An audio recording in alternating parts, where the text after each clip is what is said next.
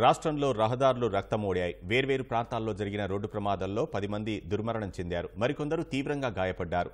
కృష్ణా, తిరుపతి, అనకాపల్లి, గుంటూరు జిల్లాల్లో జరిగిన ప్రమాదాలు వారి కుటుంబాల్లో తీవ్ర విషాదాన్ని నింపాయి.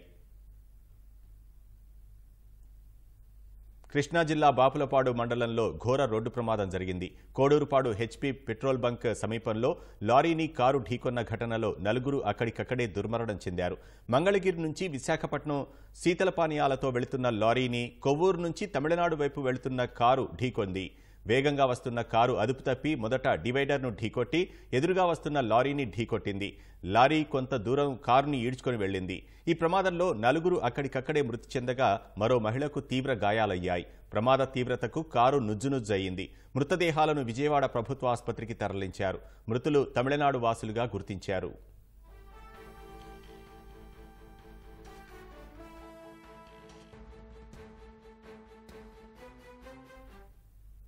తిరుపతి జిల్లాలో జరిగిన రోడ్డు ప్రమాదం 4 బలి తీసుకుంది.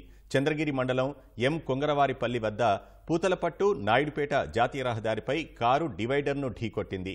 ఈ ప్రమాదంలో 4 ప్రాణాలు కోల్పోగా మరో 2 తీవ్రంగా గాయపడ్డారు. నెల్లూరు నుంచి వేలూరుకు వెళుతుండగా ప్రమాదం జరిగింది. పోలీసులు ఘటనా స్థలికి చేరుకొని వివరాలు సేకరించారు. మృతులు క్షతగాత్రులు అందరూ నెల్లూరు జిల్లా వాసులుగా గుర్తించారు.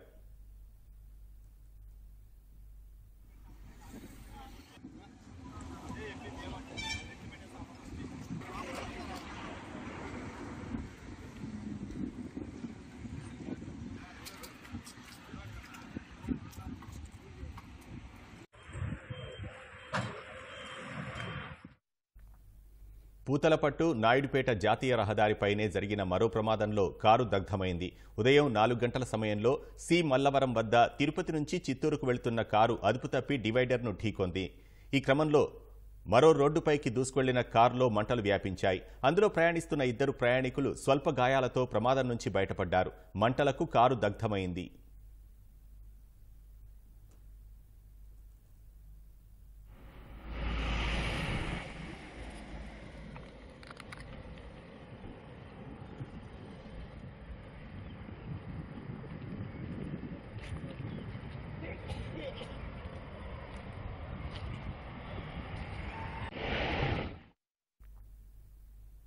గుంటూరు ఇన్నర్ రింగ్ రోడ్డులో జరిగిన ప్రమాదం కానిస్టేబుల్ను బలి తీసుకుంది.